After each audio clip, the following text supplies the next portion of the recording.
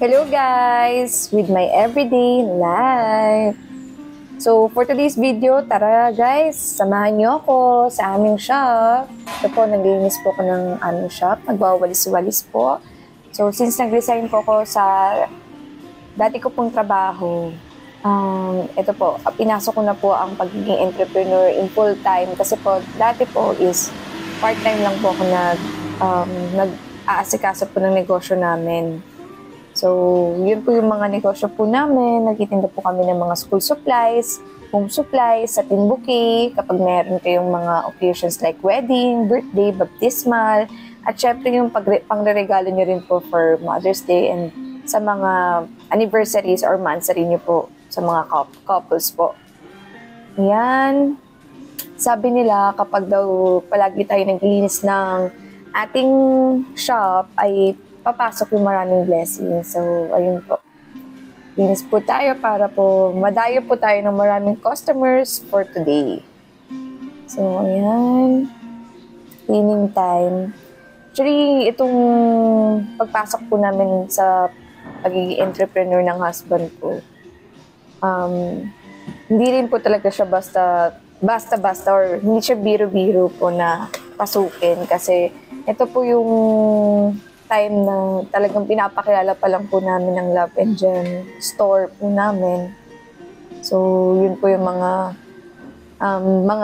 kinikater or ino-offer po namin is such as yung mga online groceries and marketplace. Tapos, meron po kami may Gcash kung sino po yung gustong magpa-cash in and cash out. Meron din po kami TPC loading for all networks po at nag-load din po kami ng RFID po nila sa mga sasakyan po nila para maka-entry po kayo sa Skyway, guys. Ayan po, aside from that, meron kaming Avon and personal collection. Yan po, piniflex ko po dyan yung mga Fabcon ng personal collection, cologne ng Avon. Ayan, so, pwede na po kayong mag-order po via chat or pwede niyo po sa akin sabihin kung malapit lang po kayo sa akin. So, madali lang po kaming get in touch po sa messenger po namin since daily po lagi ko po siyang kine-check by myself po. So sa ngayon po, wala pa po akong helper or admin staff. Pero sooner or later, hoping pag lumago po yung ating negosyo, sa pamagitan ng supportan nyo guys is magkakaroon na rin po ako ng mga katulong sa aming negosyo. Hindi lang kaming dalawang mag-asawa yung nagtutulungan. So, ayan po yung mga school supplies din po namin. Meron kaming mga, yan, lapis, ruler, gift wrappers, sticky notes, tapos ito po yung mga paper bags for the gifts or lagayin po ng mga books and long plastic envelope.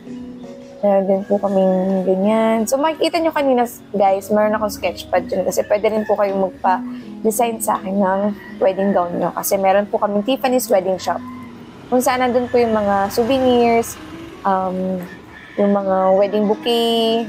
Tsaka pati po yours truly po is wedding singer din po ako. Pwede niyo rin po akong markila if ever na magugustuhan niyo po ako guys. So ito aming yung garage. Meron din po kaming garage sale sa labas. So as of now, meron pa lang po kaming Sunday or office clothes. Pero susunod po meron na rin po kaming mga other brands. So abangan niyo na lang po kung ano po yung mga makuha po namin brand. So, yun po yung next na magiging attraction nyo po guys sa aming shop. So, yan po yung aming receiving area as of the moment. Ayan. So, another glimpse po sa aming shop. So, guys, meron din po kaming printing services pala sa hindi pa nakakaalam. Meron kaming typing job, print, scan, and photocopying po. Kapag kailangan nyo po ng printer, or para sa mga wala pong printer dyan. Tsaka mga school projects po guys. Dito po yung mga aming supplies. Yan guys. So for today's video po, magluluto po tayo ng our favorite spicy pork binagoongan. So yun po yung gusto ko pong kainin at maipresent po for today's vlog ang pagluto ng spicy pork bagoong. Yan po. Mise plus, yun po yung mga ingredients. Bawang, sibuyas, kamatis, talong at sili. Siling green, siling red. Yan po. Ang bilis ko po dyan guys no, mag-prepare ng Yan, nag-prepare po tayo ng sibuyas. So, ang mahal na po guys ng sibuyas, pero dahil sa vlog na ito, nagdalawang sibuyas pa rin po ako guys. Kasi mas masarap yung mas marami daw na sibuyas. So, naging generous din po tayo sa ulam natin today. So, next naman po dyan yung mga kamatis. So, 2 kamatis po na large size po yung inano ko po dyan, yung ginawa ko po dyan. Or, pin-repair para po dito sa spicy pork binagoongan natin. At syempre guys, hindi ko pala banggit kanina sa ingredients kanina. Meron din po akong biniling alamang. Yung hindi pa siya luto guys Yan. So, yan.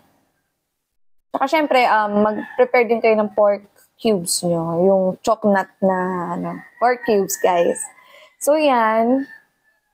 Hiniwa ko, as you can see, makapansin nyo, kakaiba yung hiwa ko dyan. Ini-strips ko po siya para po malaki po yung maging serving nung talong. Kasi lumiliit po siya, guys, Saka para mas maging marami din po siya. So, 4 po na talong yung ginawa ko po dyan, guys.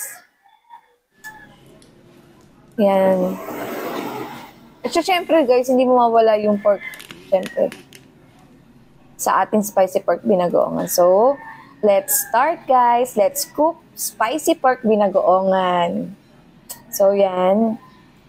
Itong wok po natin ay hugasan po muna natin guys. Hugasan ko muna first yung mga vegetables, yung mga talong natin, and then next ko po yung wok. Para po mawala yung bacteria or if ever nagapangan siya ng mga insekto po. Habang wala po tayo sa ating dirty kitchen. So, yan na guys. Dahil nga matubig pa siya, pinapatuyo ko muna siya sa medium fire natin. So, yan. Yung ating mantika. Lagyan ko po ng mantika para po makapag-prito na po muna tayo ng mga talong. So, sabi ko po kanina, 4 na talong po yan. Bale, medium heat lang po para hindi siya yung mabigla yung luto niya. At saka syempre, piniprevent natin siyang masunog. Ayan. Kaya halo-halo mix and mix lang muna tayo guys para pantay-pantay din yung pagkakaluto ng ating talong. Hindi natin gusto yung talong na yung kabila iluto, yung isa sunog, ganun. So, dapat even or pantay-pantay lang po yung luto niya. So, nakadalawang batch po ako dyan ng pagpiprito ng talong. Gawa ng ang dami pala nung 4 na talong. Tapos, in-strips ko pa siya. So, ayan. Yun yung first batch, guys. Ayan. Prito-prito lang muna yan, guys. So, it takes time pa rin talaga guys na maluto yung talong. Pero mabilis na maluto ang talong. So, wala pang 10 minutes. Luto na yun. So, make sure din guys na wala pong uod yung mga talong na pinrepair nyo. Kung meron man, tanggalin nyo siya. Hindi na po isama sa iluluto nyo kasi baka sumamangin yung sikmura. Yan, ito na yung second batch guys. Tapos, naubusan na po ako ng mantika dyan. Kaya po yung used oil naman po. Pero yung used oil naman, pinagprituan ko lang dyan is yung mga tokwa, yung mga ganun lang. Malilinis po yung mga pinagganito niya. So, hindi naman siya makaka-effect dun sa lasa ng talong. Kasi, yun po yung... Ayan guys. So, makikita nyo na ako dyan guys na nakamamasitas na apron. Thank you po Mamasitas sa aming apron. Ayan. Dahil nga kami sobrang suki na ng Mamasitas, binigyan na niya kami ng apron. Wala na talaga guys. Mantika. Konti na lang yun.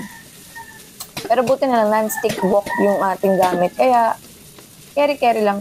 Kung konti lang yung mailagay kong mantika dun. So, maluluto ko naman na maayos yung second batch na talong. Ayun.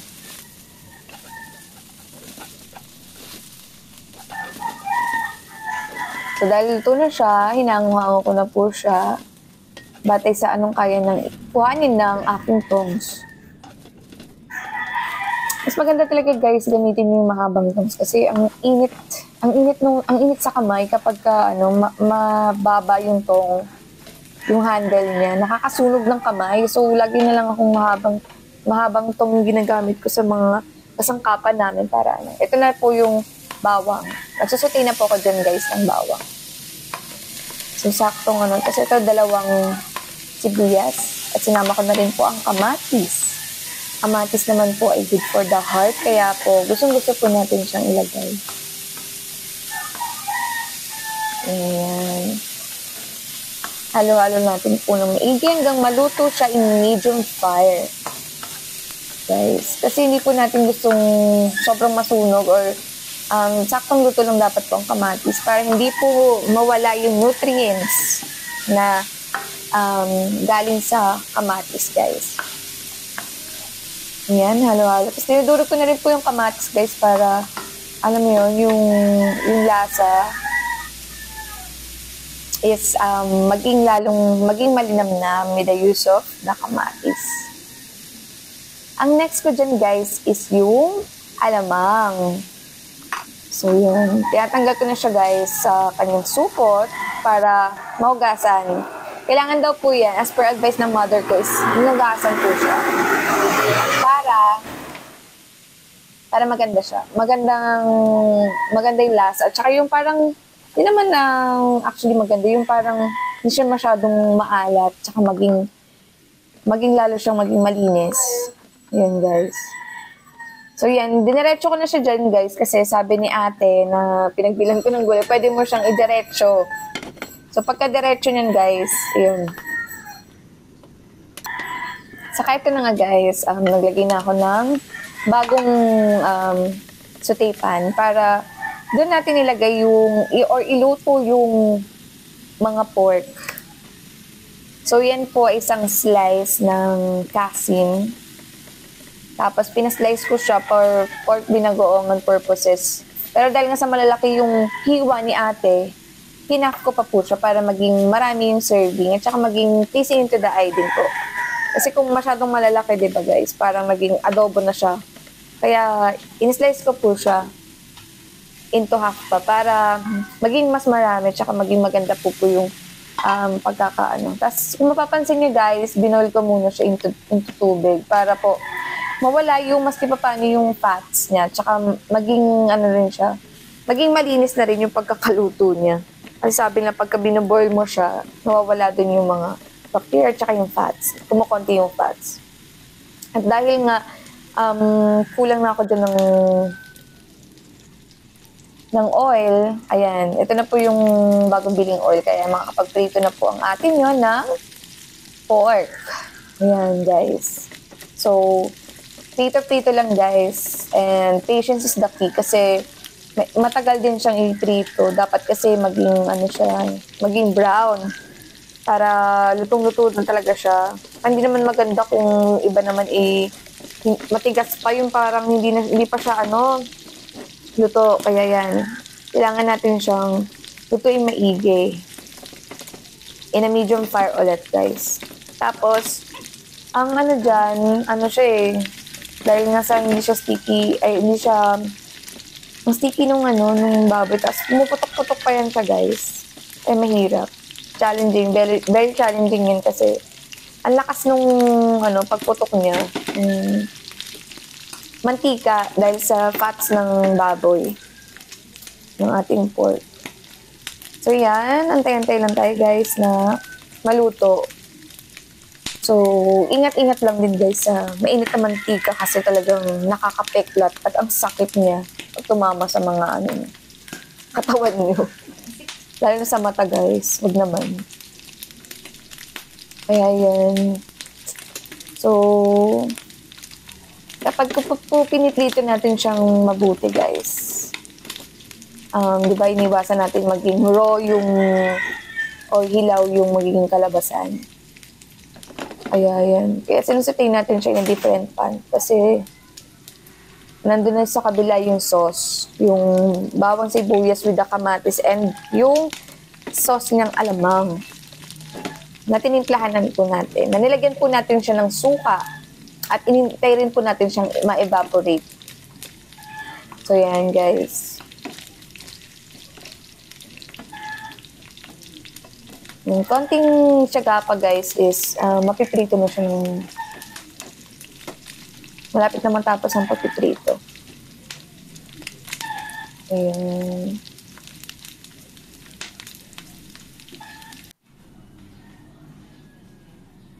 So, yan. Okay na po siya, guys. Bale, yan.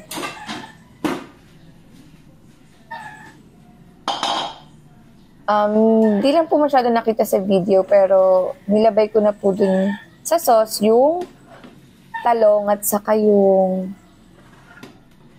talong and then yung pork. At yan, guys. Inaano ko na siya. Kinukuha ko na siya, guys. For plating.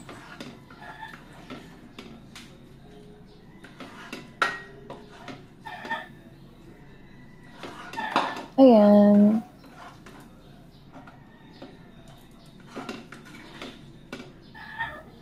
So, sinisimot natin, guys, into the last part. Ang dami, guys, na naluto. Kasi 4 na talong siya. Tapos marami din yung pork. So, pwede na siya hanggang dinner na po namin na ulam. Kasi ilan lang naman po kami dito sa bahay namin.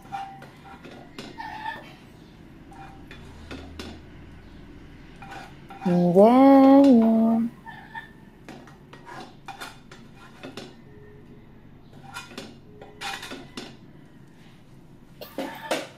yan guys. So, okay na po siya, guys. Yan. Lagyan din po natin siya ng mga siling green and siling red. Ayan siya, guys. Diba? Very pleasing to the eye kasi ang ganda po ng kulay ng mga sili.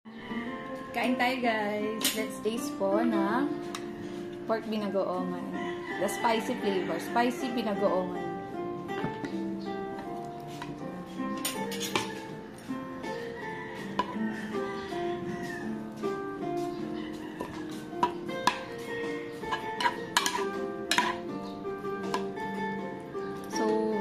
Ano ko po, iniwa ko po sa gitna yung box. Yung sili para po maging maanghang. Kasi po spicy po yung panlasa ko po. Mahilig po ako sa maanghang. Kaya that's first bite po para sa inyo, guys. Guys, please don't forget to follow and like or share our vlog po. Support our business po, Love and Gem Store, Tiffany's Wedding Shop. Thank you guys in advance.